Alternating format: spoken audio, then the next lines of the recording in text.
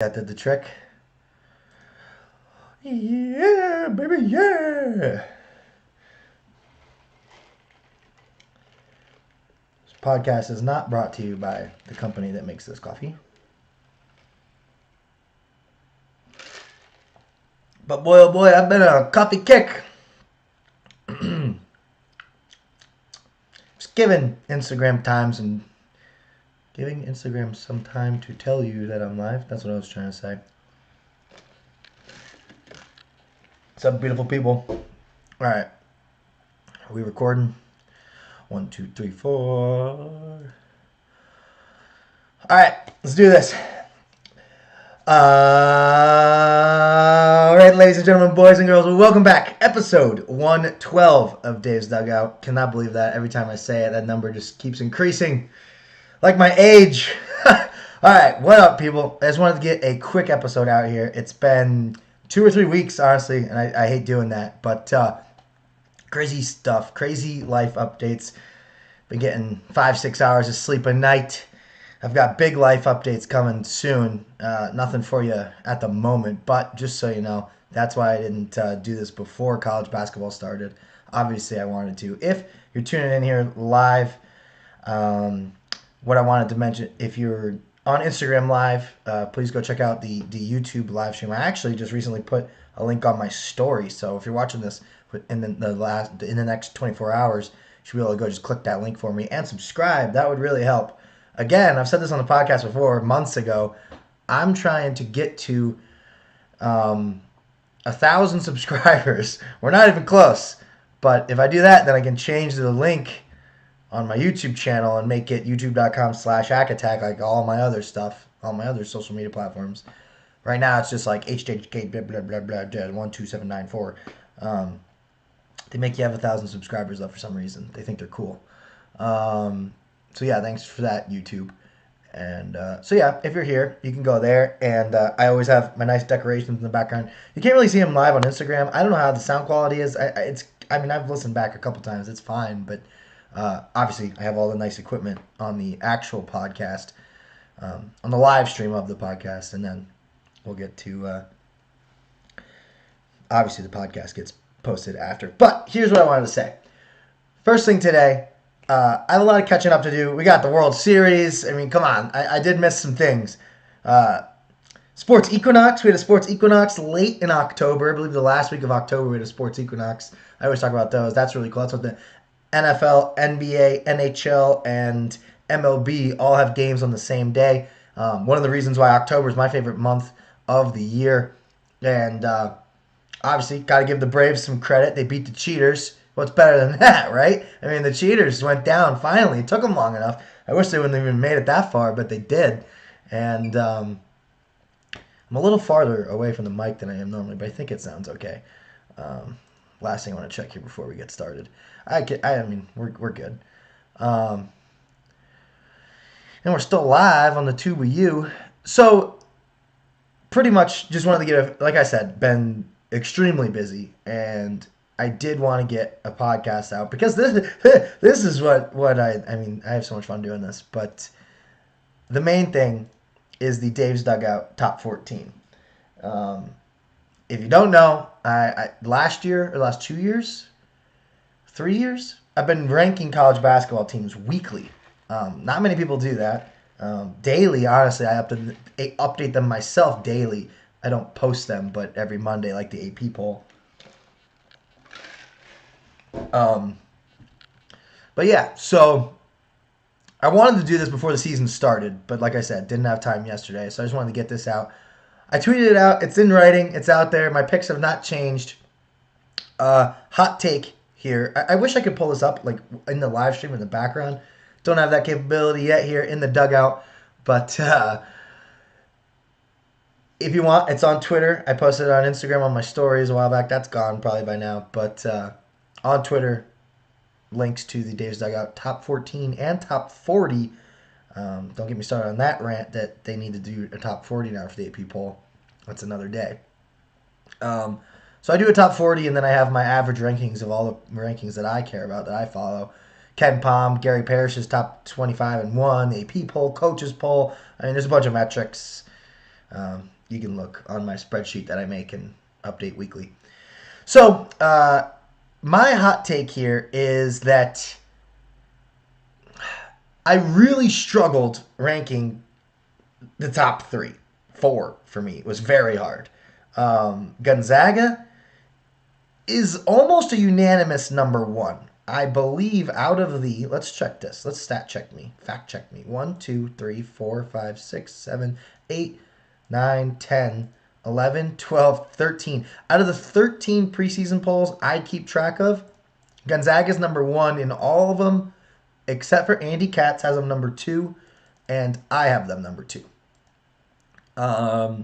We both have different teams at number one. I have Kansas at number one, and he has UCLA. UCLA.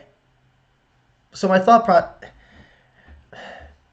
Kansas is just returning more people, and I believe Kansas is going to be the best team and the best conference in the country. Hence, why I ranked them number one in the preseason poll. Was it very close, and did I want to do Gonzaga? Yes. Am I probably going to get Zags fans coming at me out of the woodworks? Probably. But you're number two. I'm still saying Gonzaga is going to be a number one seed, and that's kind of the point I wanted to. I can't tweet all this. I needed to get these thoughts out on the podcast, and that's why I wanted to do it. And I wanted to have it on record of why my preseason poll is like this. So, Zags fans, I still think you're going to be a number one seed. I think you're only going to lose 3, 4 games, 5, 6 max this year. Your program is fantastic. I have no you're the second best team in the country last year. Go Bears, baby! Woo! So, I mean, you can be second. Second, there's nothing wrong with second. Could they be first? And here's my other thought process: is putting them second. They're probably not going to lose or lose less than the people I have ranked ahead of them, which is only one team, right? Kansas is more likely to lose more games in the Big 12 than Gonzaga is to lose this year. So Gonzaga is going to end up being number one. Whether it's next week, whether it's in 3 weeks, whether it's in 5 weeks, Gonzaga is going to be number one if you had to go out on a limb and say that, right? Right? Okay. So I'm going to have Gonzaga number one at some point here. I do think, and I almost put UCLA number one for this reason, that UCLA is going to beat Gonzaga here in that game coming up. I think it's the second or third week of the season. I do think Gonzaga is going to beat Texas. We'll get there where I have Texas ranked. But UCLA is very hard and I think a very fun story this year. Mostly for the fact that... Who is this guy? Somebody's walking around my front yard right now. If you can see me through the window. Where was I? Dang it, guy in the window. UCLA. UCLA's story this year is very, very, especially preseason, hard for me to predict where they're going to be. I think a lot of people struggled with this. Because you can bring up the argument. So I have UCLA number 4. Their average rank is 4.5. Wow, okay. So I thought it was going to be higher than that. I thought they were going to be 2 or 3. So I'm right on par with UCLA. The people ranking them number 1, and even the people ranking them number 4, like I am, that's pretty high. I mean, did they make the Final Four? Yes. So were they one of the 4 best teams in the country? Maybe. Yeah, they were definitely the hottest team come the end of the season, besides Baylor and Gonzaga, arguably Houston. But the argument here, and I think a lot of it, the argument for them being number 1 is they return all of their scorers from a Final Four team. And that's true. And that's like why I have them number 4. I have them projected as a 1 seed. That's pretty dang good.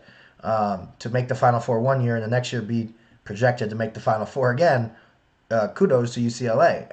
I'm a big fan, and I was hot on them all year last year. I think I had them ranked higher in the preseason than anyone else did. Not anyone else, but most people. I'll go back and look at that because I'm actually curious. The argument against UCLA being a top 4 team, and I think a lot of people would not be surprised by them being 16, 17, 20 if we look here in a month from now. is that they were very inconsistent last year, and that they made the first four, and they almost lost in overtime. I think they only beat Michigan State by 1 point, right? It was a one possession game in overtime in the first four. So they almost got bounced in the first four, and we never would have seen this magical run that they had, um,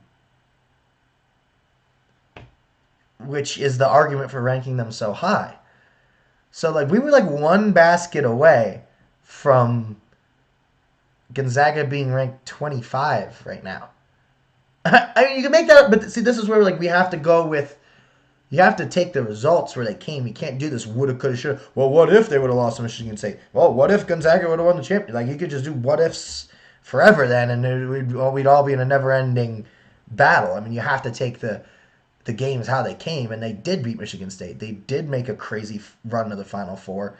So I think they do deserve to be a top four team. I just think you have to asterisk it with, would we be surprised if they're 15 in a month? And I think the answer is no. Is that still, I mean, they're going to be a top four seed? Yeah, I think that's more realistic that they're going to be a 2, a 3, or a 4 come March than they're going to be a 2-loss 1 seed. I mean, maybe they are. And the fact that they return everyone is what I love, and what I love about Kansas. Kansas returns 3 out of their top 5 scorers, I believe. So, I mean, I love that Kansas returns it. I love the transfers Kansas got. I love Gonzaga. I mean, has Chet Holmgren and Drew Timme. They could have 2 of the 2 best players in the country on their team. That is crazy. I mean, everyone unanimously voted Drew Timme as Player of the Year, preseason Player of the Year, and for obvious reasons.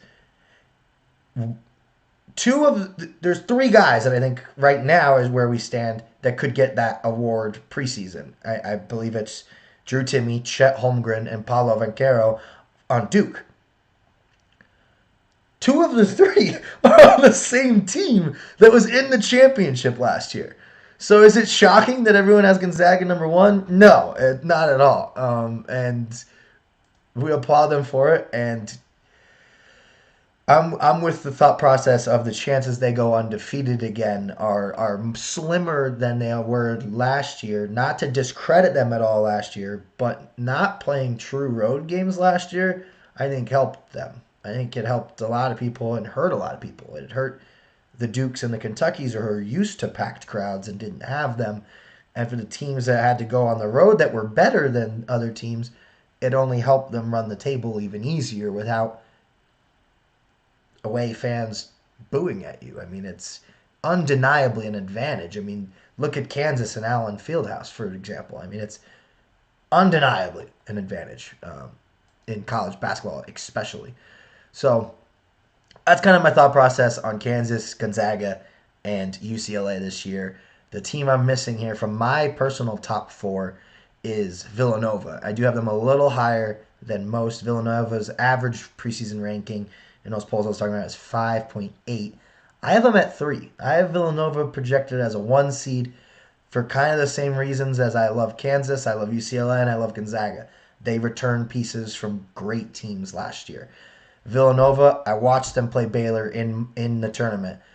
They gave Baylor a run for the first half without Colin Gillespie. This was after Colin Gillespie's injury. Colin Gillespie's back now for a 5th year. Might be the only good thing COVID ever did for anybody was give Colin Gillespie a 5th year of college, and we all have that to watch now. I mean, I think he could be really, really good. One of the best point guards in the country. I mean, he already was that. And now he's older, better, hopefully back from injury, stronger, faster, bigger, stronger than ever before. So I think his ceiling is very, very high. So that's my top 4, my projected 1 seeds this year we're early November right now, come March.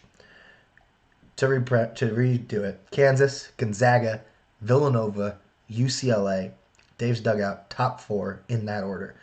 Average ranks, it's Gonzaga, Kansas, UCLA, and Michigan. So where do I have Michigan? 6, right outside that projected as a 2 seed. I kind of take these, especially in the preseason, 1 seeds, 2 seeds, 3 seeds, 4 seeds, right? Go by fours here.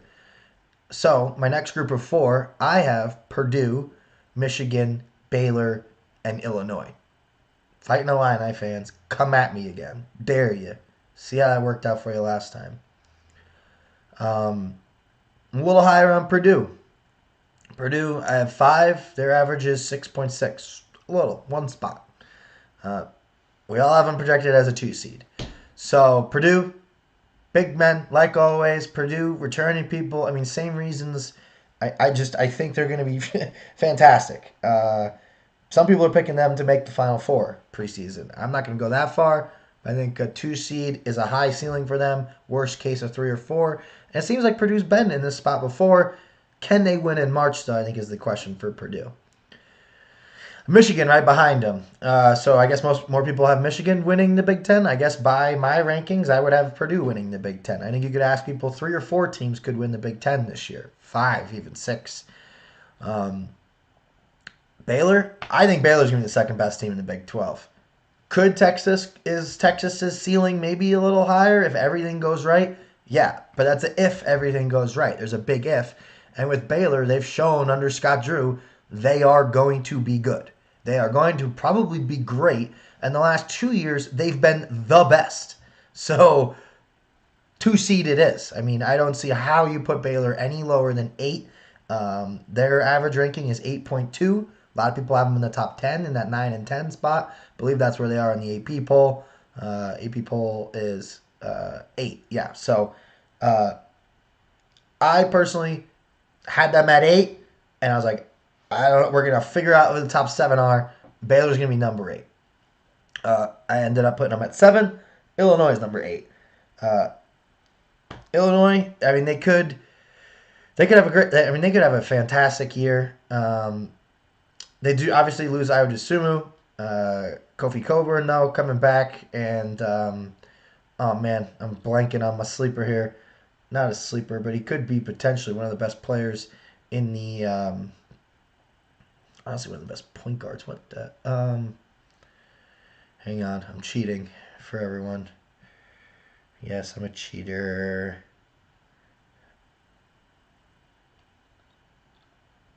What? Where? Come on, man. Hopefully people are screaming right now if they know who I'm talking about.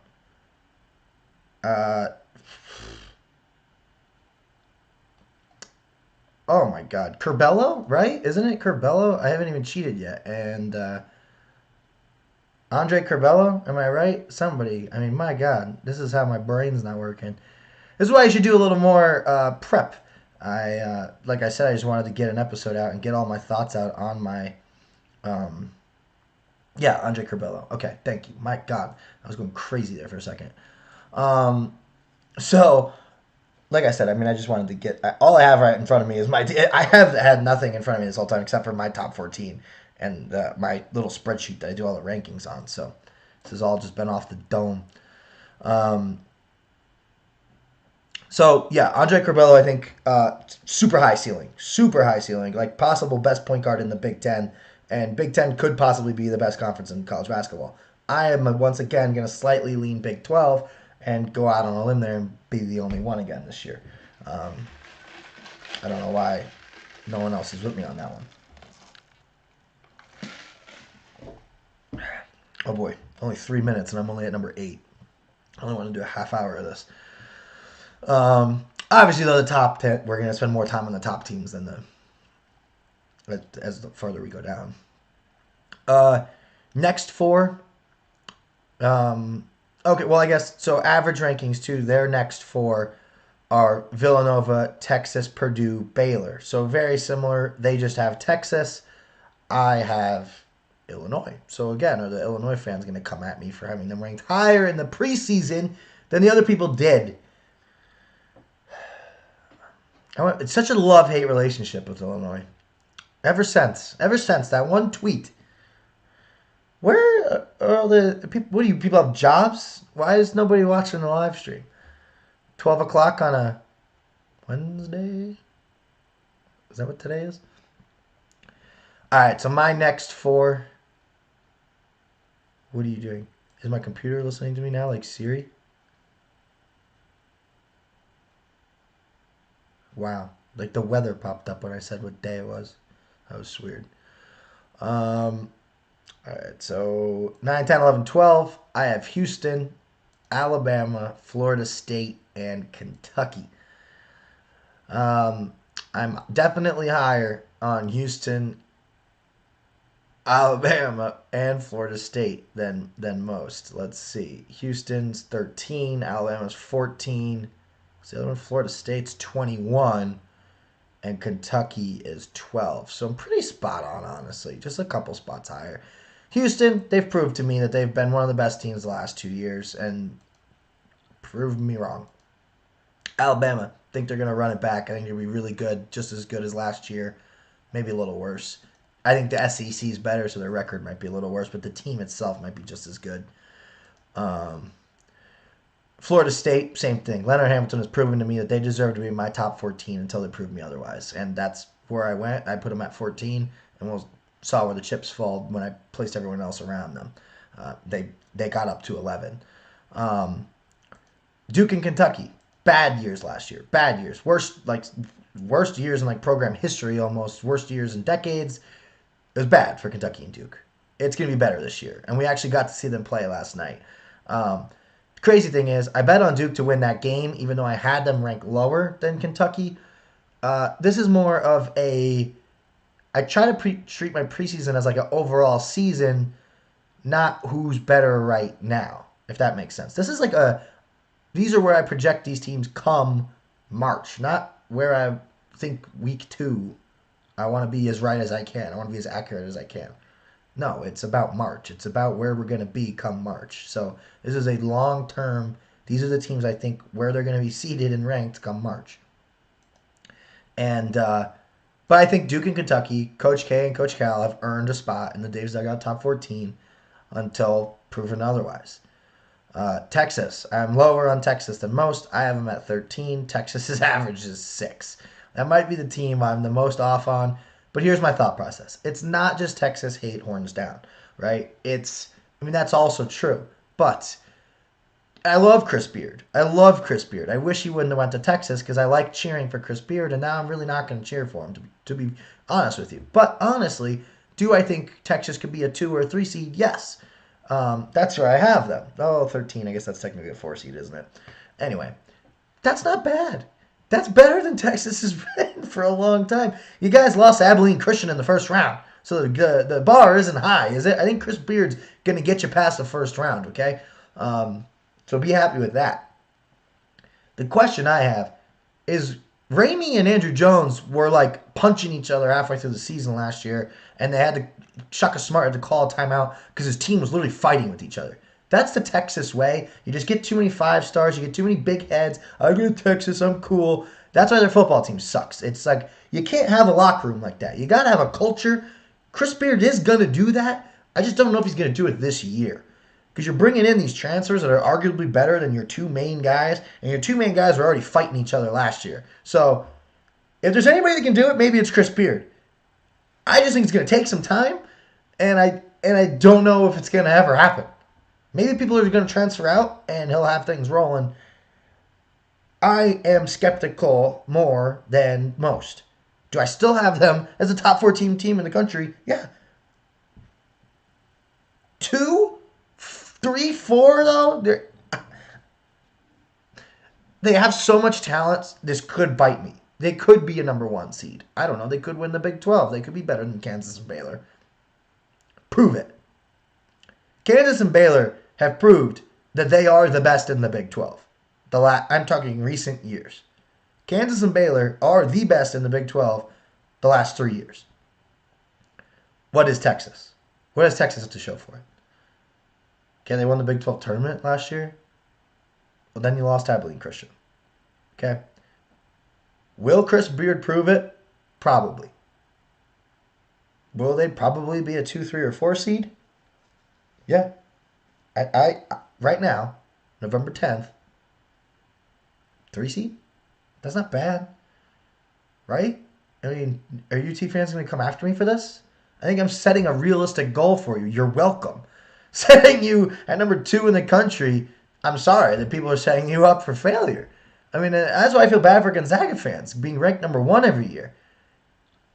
That makes it championship or bust. I mean, if you're projected to be the best team, where there's nowhere but down unless you win. Being number 1 in the preseason sucks. I would not want that unless I was Alabama football. They're the only ones who get ranked number 1 every year and like end up winning. Because the other example is Gonzaga, and they haven't won yet. That sucks. So that's my top 14. That's what I post. Do I like doing really the top 16? Because then we're going by fours. Arkansas and Oregon would round that out. Arkansas, we all know. I'm a big fan of the Must Bus. I'm on board. I'm in the passenger seat of that thing. And then Oregon. Oregon has proved to do the best with transfers almost out of anybody in the country. They proved it again last year. I was hot on them last year all year long. I'm hot on them again. People coming back from injuries probably halfway through the season. I think they're going to shock some people. They might fall here in the first couple weeks, but come the end of the year, Oregon's going to be a top 4 seed, I'm projecting. And I'll probably stand by that. Then we'll just round out my top 25 here. I've got Carolina. We'll see. I don't know. Year 1 with a new head coach. Tennessee, I'm hot on again. Memphis, tons of talent. They need to prove it this year. They need to make the tournament. They need to make March Madness. Ohio State, I'm lower on than most. At 15, I have them at 20. I wish they would have lost yesterday and proved me right. They almost got they had to take a buzzer beater yesterday to win. My goodness. Maryland, 21. They keep doing this to us. They keep being a top 25 team, and then they're just so roller coastery. They're not good by March. We gotta watch Maryland. They got some good pieces. What was it, Eric Ayala? We gotta watch them. Texas Tech. I'm hot on Texas Tech. I like Texas Tech this year. New head coach, so could be proven wrong. They're barely in anybody's top 25. They're only in one top 25. It's busting brackets. Shouts to you guys. Unless other people just have them ranked 25, so they're average 25. But anyway, not many. Not in every top 25. They're mine.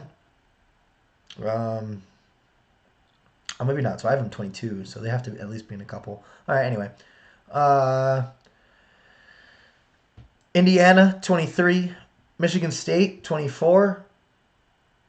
Will they fall losing to Kansas now? Probably not. I leave them where they are, right? Depending on what happens around them. Who else loses right in front of and right behind them? And Virginia, 25. Gotta trust Tony Bennett, right? Wanted to put Cuse in my top 25 and be a little hotter on them than most. Did the top 26, though. They're in my top 25 and 1 to give Gary Parrish little shouts there. UConn, Auburn. Auburn looked good. Auburn's good. I might regret not putting Auburn in the top 25, but it's just like there's only 25 spots, man. It's like tough. USC, West Virginia, I think is going to be fine. People are low on them. They deserve to be in the top 30, so they're in my 30 spot. The Bonnies, people are hot on the Bonnies this year. They go anywhere from 24, 23 to 35. That's hot for the Bonnies. First time ranked in forget how many years. Colorado State, I got them at 33. Ken Palm's only got them at 70, but they're in some people's top 25s, top 30s, top 40s. Rutgers, I want Rutgers to be good just because they got screwed on the COVID year. They should have made March Madness the COVID year. They should have ended the drought. Come on, Rutgers, be good again. Honestly, just be good again for like the tri-state area. Like New York needs a basketball team. I know it's New Jersey, but St. John's, speaking of, same thing. I got BYU in between there at 35. The Johnnies. New York needs a team. Champagny, Julian Champagny. Please be that guy. Bring New York, baby, back to the tournament. Make a run. St. John's. I almost went there. Come on. Louisville. They got a black cloud still over them. But come on. Top 40 for Louisville? I mean, your name's Louisville, for God's sake. Florida. I think they'll be fine in a tough SEC, Virginia Tech, and Loyola Chicago. And I jokingly put Iona tied for 40 because you gotta respect the vampire and Rick Pitino, one of the greatest of all time, doing good things with Iona, and they won yesterday. That's my top 40. Um, I'm glad I got a chance to do this. I'm just going to go ahead and X this out so I can get out of here. Don't save. I don't know what I did. Um, Great games yesterday. I tweeted it out and put it on my I put it out on my Instagram story, I believe, for anybody watching on that. My picks. I'm gonna try to do that every day. There's action when I'm betting. I'll try to share my bets with you guys. We've been hot. Been hot. Knock on wood. I don't even know if this is real wood. Um, I was good last year. I've been tracking my picks for like 4 years now. Top 25 games. I mean, what was that one year? I was printing them out and highlighting them every day. I still have that folder somewhere. Um, I'm like 70% in top 25 games. That's incredible. Top 25 games are like coin flips half the time. Um, for anybody who's a gambler too, like 55% is like fantastic. So I think I went like 75 or 76%. Anyway, I'm gonna try to post those on Twitter or Instagram story or both. Um, Twitter's probably better just so you have the receipts. Instagram story, I think people watch quicker, more people see. Uh, but yeah, I mean, yesterday, 3 for 3, did a parlay. Iona to win, Kansas to win, and Duke to win. Didn't take them to cover. I wanted a little buffer there in case Kansas didn't win by 6 and Duke didn't win by 2, but they both did. Would have covered. Iona would have covered too, I believe. So bang, 1, 2, 3. We're 3 for 3 on the year. Uh, that's my first college basketball podcast. Probably my favorite podcast I've done here in a while. I'm so freaking excited that we're back. Best sport there is. And hope you guys like that. Hope you agree, disagree with my top 40. Let me know what you think. And get this thing trending. Tag some Illini or UT fans. Whatever you got to do. Gonzaga fans, where you at? Kansas fans, rock chalk, baby, where you at? I got you number 1. Remember me come March, the guy who had you number 1 in the preseason. That's Dave's Dugout. That's me, baby. All right, so let's get out of here. I got stuff to do. I got work to go to, and we'll see you guys next time. All right, thanks guys tuning in live. Appreciate you, and see you next time on Instagram. And we will see you, YouTubers, later. Peace.